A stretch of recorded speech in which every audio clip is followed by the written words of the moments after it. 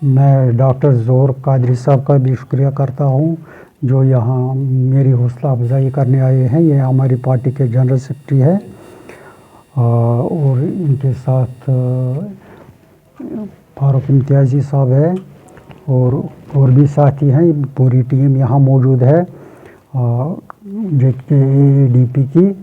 तो जहाँ तक आपके सवाल का ताल्लुक़ है कि मेरी पोजीशन क्या है, वहाँ की हालात क्या है अनंतनाग ईस्ट की, तो इसके बारे में मैं ये आपको बताऊंगा कि वहाँ पर कोई वेव मुझे नहीं दिख रही है किसी के फेवर में। जो लोग हैं वो काफ़ी रिजर्व्ड हैं इस मामले में किस तरफ जाएंगे। लेकिन अपनी तरफ से मैंने डोर टू डोर कैंपेनिंग की, करीब मैंने सैकड़ों हाउस होल्डों तक ये डोर टू डोर कैंपेनिंग की। हर रोज़ मैं 100-200 लोग घरों तक जाया करता था। तो मुझे ये लग रहा है कि लोग जो हैं वो बदलाव चाहते हैं।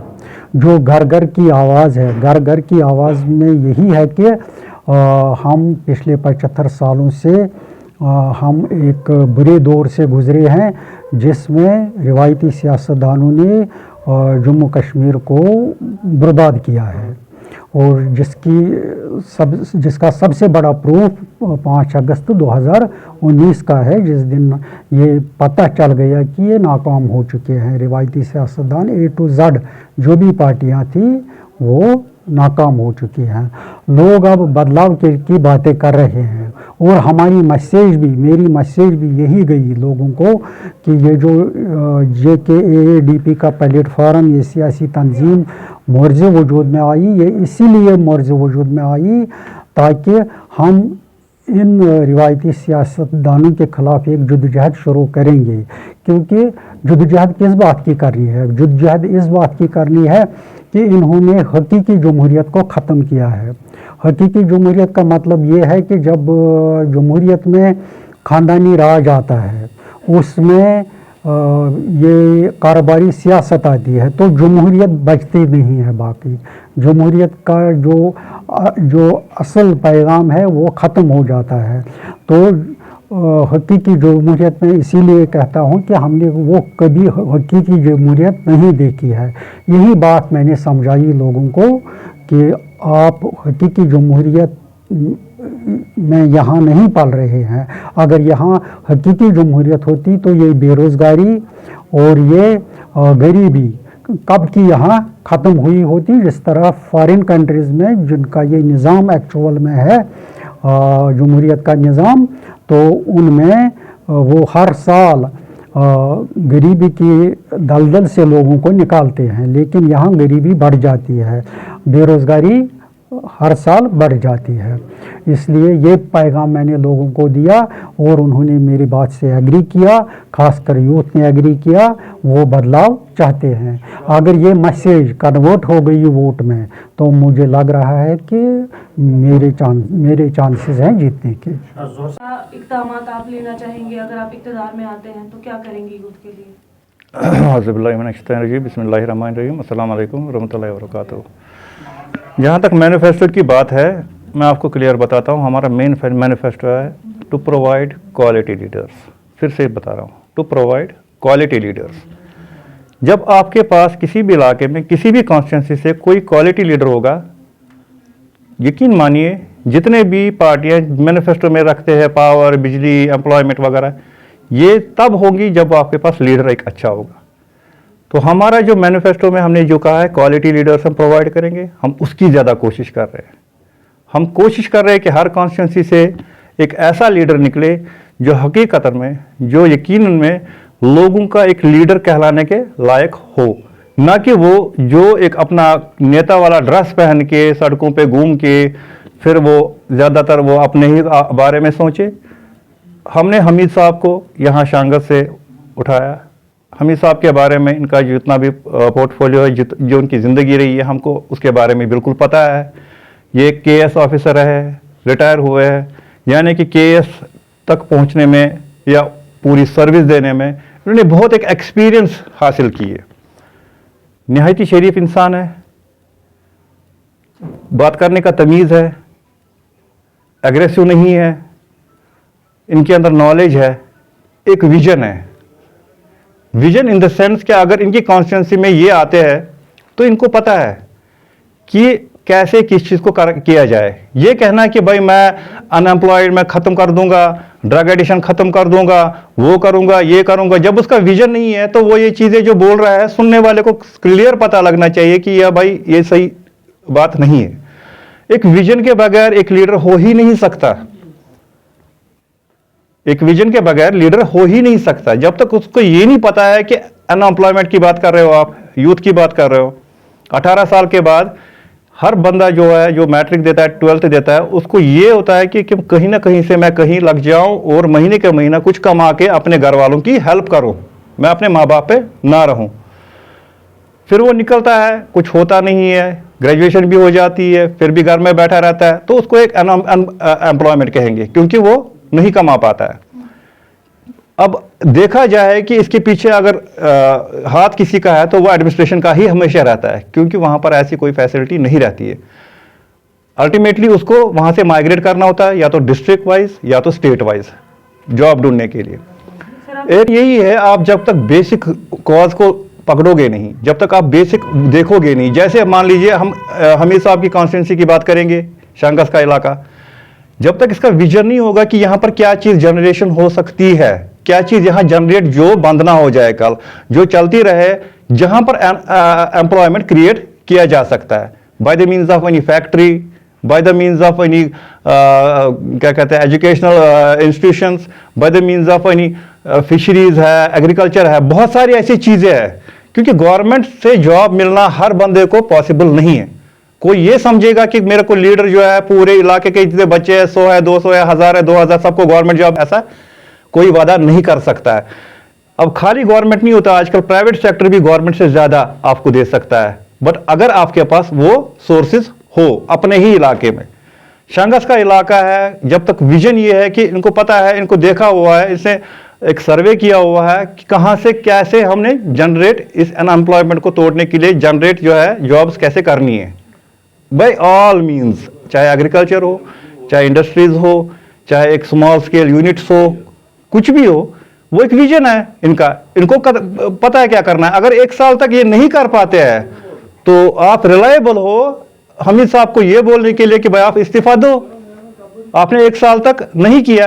अब कोई प्रोजेक्ट जो है वो 80% करेगा तब तक काम, कोई 20% कर, ये नहीं हम कहेंगे कि पूरा 1 साल में हो जाएगा, लेकिन स्टार्टिंग तो हो जाए, चीज़ों की स्टार्टिंग तो हो जाए। उसके बाद अवेलेबिलिटी आती है, लोगों का जो आराम है, चाहे पानी हो, बिजली हो, चाहे आपकी सड़कें हो, चाहे आपका जो रोज़मर्रा ज़िंदगी के आपकी ज़रूरियात हो, क्या आजकल उनको देखा जाता है? अभी आप अगर जाओगे राशन कार्ड पे, बहुत सारे जो बिलो पॉवर्टी लाइन के है, कितना चावल मिलता है उनको एक बंदे को? इसके बारे में किसी ने बात की है? कहा तो बहुत सबने है, जो देते थे पहले चीनी भी देते थे, आटा भी देते थे, अब तो कुछ नहीं है। हो सकता है जो मिडिल क्लास है या अपर पॉवर्टी लाइन के, वो अफोर्ड कर सकता है, लेकिन आपने उनको नहीं देखना है। विजन ये होता है आप उस क्लास को टारगेट करो ना जो नहीं कर सकता है, दैट इज द विजन।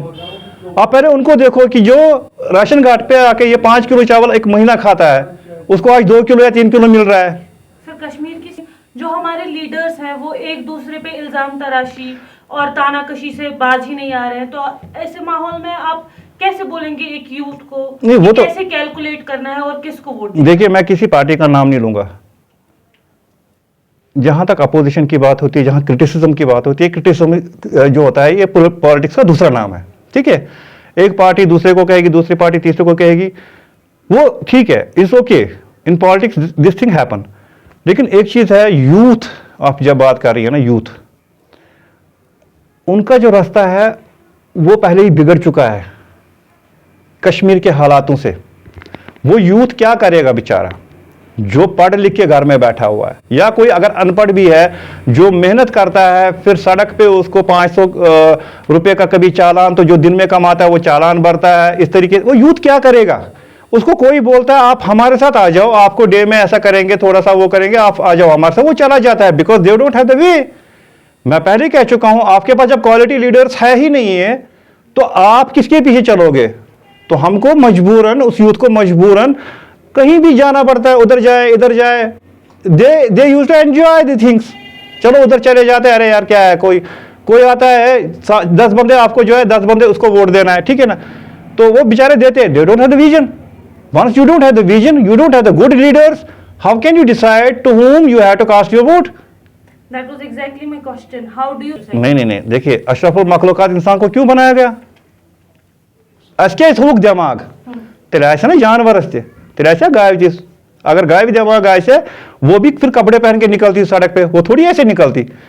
हम कहते हैं जस्ट यूटिलाइज योर ब्रेन। मेरी एक अपील है अपने यूथ से, अपने बच्चों से, जस्ट यूटिलाइज योर ब्रेन। किसी के बातों में नहीं आइए, डॉक्टर जोर कादरी के बातों में नहीं आइए, हमीद साहब की बातों में नहीं आइए। Use your brain. Who is actual. अगर आप में से कोई लीडर बनता है, JKADP ने कहा है कि आप में से लीडर बनता है, हमें हवाले कर दीजिए। हमने झंडा बनाया, हमने एक प्लेटफॉर्म बनाया, हमने रनवे बनाया है, आप जहाज उड़ाइए। हम तो कह रहे हैं ना, हर जगह के यूथ से कह रहे हैं, हर जगह के लोगों से कह रहे हैं, आप अपना लीडर दो हमें। हमारा लीडर नहीं आएगा, हम कोई मैंडेट किसी को नहीं देंगे, हम उसको मैंडेट देंगे जो लोग कहेंगे। ADP is for the people, by the people. It is not कि भाई प्रेसिडेंट आपको मैंडेट देगा या जनरल सेक्रेटरी मैंडेट देगा। हम लोगों को आज भी अपील करते हैं, आप अपने इलाके से बंदे को उठाओ और हमारे हवाले कर दो, हम मैंडेट देंगे, हम उसको आगे बढ़ाएंगे। हम तो अपील कर रहे हैं, but you people have to decide, you have to decide किसके साथ चलना है, किसके साथ नहीं चलना है। देखिए ये चीजें जो होती है ना, these are the political stands. I am least bothered about these things, least bothered. हमारा यही ज्यादा मानना है, ये चीजें होती रहेंगी। जहां कैटेगरी है, जिसका जो हक है उसको मिलना चाहिए, जेन्युइन है तो मिलना चाहिए। इनजेन्युइन है, उसकी वजह से अगर किसी और तबके को नुकसान पहुंचता है तो देखना है बीच वाला कौन सा रास्ता है, वो निकालना है। ये नहीं कि अगर आपने रिजर्वेशन दी उसकी वजह से अगर एक नॉर्मल को नुकसान पहुंच रहा है तो वो नहीं करेंगे, वो चीज जायज नहीं है। अगर यह है कि रिजर्वेशन वालों को अपना हक मिलना चाहिए, हाँ, अगर उसकी वजह से कहीं नुकसान है तो उनको भरपाई भी करनी चाहिए। किसी चीज को खत्म नहीं करना है, अगर रिजर्वेशन है तो रहनी चाहिए। हाँ, अगर ओपन मेरिट वालों को प्रॉब्लम आ रही है तो उनके लिए या तो आप कोटा बढ़ा दीजिए, ठीक है ना, ताकि उनको असर ना पड़े। वो चीज करनी चाहिए। लीडरशिप मींस वो चीज करनी चाहिए कि हर कोई बंदा अपनी अपनी जगह रहे, नहीं हमारे साथ अच्छा हुआ, that's called a leadership, that's called a political party.